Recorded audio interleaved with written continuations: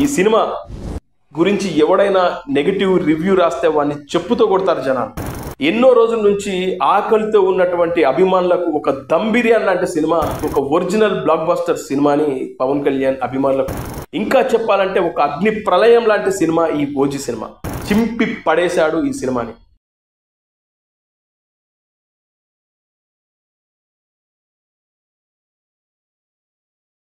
Hello friends, OG నిజంగా ఈ సినిమాకి వచ్చినంత బజ్ నేను మొన్ననే చెప్పాను. దాదాపు 10 ఏళ్లలో ఏ సినిమాకి ఇంత క్రేజ్ లేదు.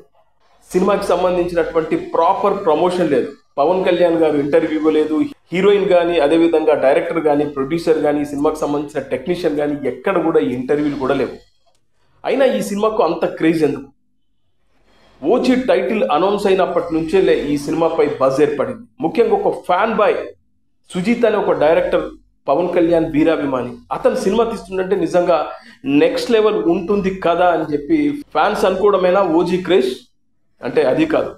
పవన్ కళ్యాణ్ని గ్యాంగ్స్టార్ లుక్లో చూపించబోతున్నాడు అనేసరికి ఫ్యాన్స్కి ఎక్కడ లేని ఒక ఇంట్రెస్ట్ క్రియేట్ అయింది. పవన్ కళ్యాణ్ గారికి అత్తారింటికి దారేది తర్వాత ఓపీ, అదే ఒరిజినల్ బ్లాక్ బస్టర్ అంటే ఈ ఓజీ సినిమానే.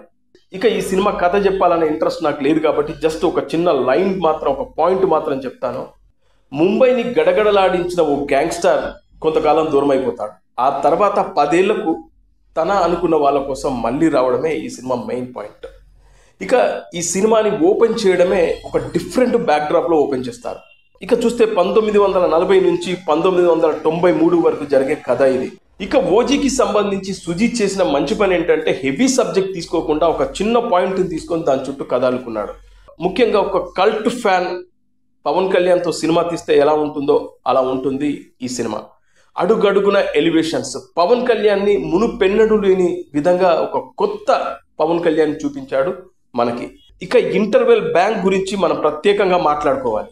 పవన్ వీరంగానికి తమన్ తాండవం తోడైతే ఎలా ఉంటుందో అదే ఇంటర్వెల్. అదిరిపోయింది అనుకోండి. నిజంగా ఆ ఇంటర్వెల్ బ్యాంక్ చూసిన తర్వాత కాసేపు మనం షేక్ అవుతామంటే మీరు అర్థం చేసుకోండి. ఇక సుజిత్ ప్రతి సీన్ని, ప్రతి షాట్ని స్టైలిష్గా చెక్కాడు. పవన్ కళ్యాణ్ గారి కాస్ట్యూమ్స్ డిజైన్ నుంచి మొదలు పెడితే ఆయన పర్ఫార్మెన్స్ దాకా నిజంగా ఎక్స్ట్రాడినరీగా కేర్ తీసుకున్నాడు. ప్రతి సీన్ని ఓ క్లైమాక్స్లా తీశాడు.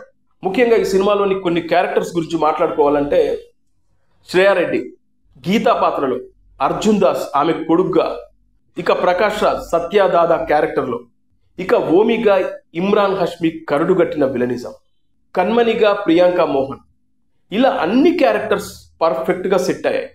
ఇక ఈ సినిమా టెక్నీషియన్స్ విషయానికి వస్తే, ముఖ్యంగా ఫస్ట్ మనం మాట్లాడుకోవాల్సింది సినిమాటోగ్రాఫర్స్. మనోజ్ కే పరమహంస, అదేవిధంగా రవి కే చంద్రన్, వీళ్ళు ఇచ్చినటువంటి స్టైలిష్ విజువల్స్ ఈ సినిమాకి ఒక ప్రాణం లాంటిది.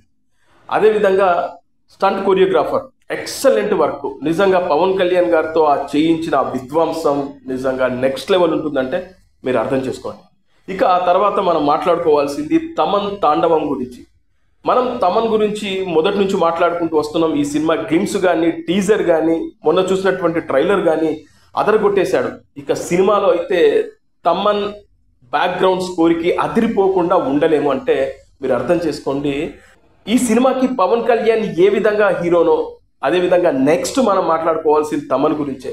తమన్ బ్యాక్గ్రౌండ్ స్కోర్ నిజంగా తమన్ ఎంత ఎఫర్ట్ పెట్టాడు, సుజిత్ అనే ఒక ఫ్యాన్ బాయ్కి ఏ విధంగా సహకరించాడు అనేది ఈ సినిమా చూస్తే మనకు అర్థమవుతుంది. ఎక్స్ట్రాడినరీ, అదరగొట్టేశాడు అనుకోండి.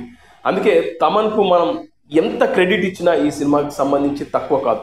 ఇక ఫైనల్గా captain of the ship director గురించి మాట్లాడుకోవాలి. ఒక fan boy Pawan Kalyan cinema తీస్తే ఎలా ఉంటుంది అదే ఈ సినిమా. తాను పవన్ కళ్యాణ్ని ఏ విధంగా చూడాలనుకుంటున్నాడో, కలలు కన్నాడో, తాను పవన్ కళ్యాణ్ని ఎంత స్టైలిష్గా చూపించాలనుకున్నాడో అదే చూపించే ప్రయత్నం చేశాడు సుజిత్. నిజంగా 100% సక్సెస్ అయ్యాడు. పవన్ కళ్యాణ్ని ఇతను చూపించినంత గొప్పగా నిజంగా మరెవరు చూపించలేరేమో అనుకునేంత అద్భుతంగా చూపించాడు. ముఖ్యంగా ఇలాంటి కథ పవన్ కళ్యాణ్కి చెప్పి ఎలా ఒప్పించాడో నాకైతే అర్థం కాదు. ఎందుకంటే చెప్పుకోవడానికి చిన్న పాయింటే, కానీ విజువలైజేషన్ చూస్తే నిజంగా మైండ్ బ్లోయింగ్. అద్భుతంగా తీశాడు. నాకు ముందు నుంచి సుజిత్ తెలుసు, సుజిత్ మేకింగ్ స్టైల్ తెలుసు. కానీ సాహో కానీ, రన్ రాజా రన్ కానీ అవి ఒక ఎత్తు. ఈ సినిమా నెక్స్ట్ లెవెల్. ప్రతి సీన్ నేను ఇందాక చెప్పినట్టు ప్రతి షాట్ని చాలా స్టైలిష్గా, ముఖ్యంగా ఒక క్లైమాక్స్ లాగా తీశాడు. నాకు తెలిసి తెలుగు సినిమా ఇండస్ట్రీలో సుజిత్ లాగా ఇంత స్టైలిష్గా తీసే డైరెక్టర్ లేనే లేడు. ఇది మాత్రం నిర్మోహమాటంగా చెప్పగలను. ఇక ఈ సినిమా ప్రొడ్యూసర్ దానయ్య గురించి మాట్లాడుకోవాలి. ఆర్ఆర్ లాంటి ఒక గ్రేట్ ఫిల్మ్ ఇచ్చారు. ఖర్చుకు వెనుకాడని ప్రొడ్యూసర్. స్టైలిష్గా ఎంత ఖర్చైనా పర్వాలేదు, మంచి సినిమా తీయాలి, మేకింగ్ వాల్యూస్ ఉన్న సినిమాలు తీయడంలో దిట్ట ఈ దానయ్య. అలాంటి ఈ ప్రొడ్యూసర్ నుంచి ఆర్ఆర్ తర్వాత వస్తున్న సినిమాపై నిజంగానే ఎక్స్పెక్టేషన్స్ ఉంటాయి. ఎందుకంటే దానయ్య ఒక సినిమాను నమ్మాడంటే ఖచ్చితంగా ఆ సినిమా 100% హిట్ అవుతుందని జనాల్లో నమ్మకం ఉంది. అదే నిజమైంది. ఆర్ఆర్ తర్వాత అంతకు మించిన రేంజ్ హిట్ ఈ ఓజీ, నో డౌట్. ఇక ఫైనల్గా మనం పవన్ కళ్యాణ్ గురించి మాట్లాడుకోవాలి. పవన్ కళ్యాణ్ గారు గత కొన్ని సంవత్సరాల నుంచి రీమేకులు నమ్ముకొని సినిమాలు చేస్తూ ఉన్నాడు. కానీ చాలా రోజుల తర్వాత ఒక ఒరిజినల్ స్టోరీ, ఇంకా చెప్పాలంటే ఒక ఒరిజినల్ బ్లాక్ బస్టర్ సినిమాని పవన్ కళ్యాణ్ అభిమానులకు కానుకగా ఇచ్చాడు ఈ దసరా సందర్భంగా అని చెప్పుకోవాలి. ఎన్నో రోజుల నుంచి ఆకలితో ఉన్నటువంటి అభిమానులకు ఒక దమ్ బిర్యానీ లాంటి సినిమా ఈ ఓజీ సినిమా. ఇంకా చెప్పాలంటే ఒక అగ్ని ప్రళయం లాంటి సినిమా ఈ ఓజీ సినిమా.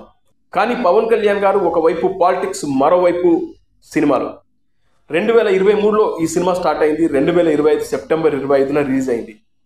ఈ 2 సంవత్సరాల కాలంలో పవన్ కళ్యాణ్ గారు ఆ ఎమోషన్ని ఎక్కడ కూడా మిస్ఫైర్ అవ్వలేదు.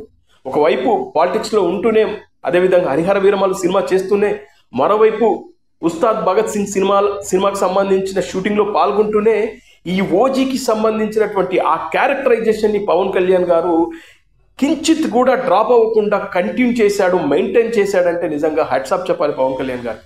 ఇక మేకోవర్ విషయంలో కూడా ఎక్కడ కూడా చిన్న తేడా కూడా కనబడదు. ఆ విధంగా ఆ టెక్నీషియన్స్ చాలా జాగ్రత్తలు తీసుకున్నారని చెప్పుకోవాలి. నాకు పవన్ కళ్యాణ్ గారి సినిమాలో నచ్చని సినిమా కాటమరాయుడు. ఆ సినిమాను పవన్ కళ్యాణ్ గారు ఎందుకు చేశారు, ఏదో ఆ మీద చేసినట్లుగా కనిపెడతా ఉంటుంది ఆ డాన్సులు కానీ ఇది అలా కాదు. పవన్ కళ్యాణ్ గారు అనుకొని నిజంగా ఎఫర్ట్ పెట్టి, సుజిత్ ఏం చెప్పాడో ఏమో తెలియదు కానీ పవన్ కళ్యాణ్ గారు 100% ఈ క్యారెక్టర్కి, ఈ సినిమాకి న్యాయం చేశాడని చెప్పుకోవాలి. ఇక అభిమానులకైతే నిజంగా పండగ లాంటి సినిమా. నిన్న థియేటర్లో రాత్రి చూస్తూ ఉంటే స్క్రీన్ కనబడలేదు. కొన్ని సందర్భాల్లో అరుపులు, కేకలు, ఆ బ్యాక్గ్రౌండ్ స్కోర్ తమనిచ్చేది ఒక తాండవం. అంటే ఇక అభిమానుల హీలలు, కేకలు, వీళ్ళ విధ్వంసం మరో లెవెల్. అందుకే ఈ సినిమా గురించి ఎవడైనా నెగిటివ్ రివ్యూ రాస్తే వాడిని చెప్పుతో కొడతారు జనాలు. అలా ఉంది ఈ సినిమా. రాయడానికి కూడా వానికి చేతులు రావు.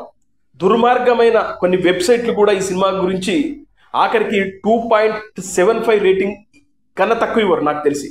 ఇక జెన్యున్గా ఈ సినిమా గురించి ఎవడైనా రాయాలనుకుంటే అవుట్ ఆఫ్ 5 ఖచ్చితంగా 4 ఇస్తారు. ఆ రేంజ్లో ఉంది. నిజంగా అభిమానులకు ఒక పండగ లాంటి సినిమా.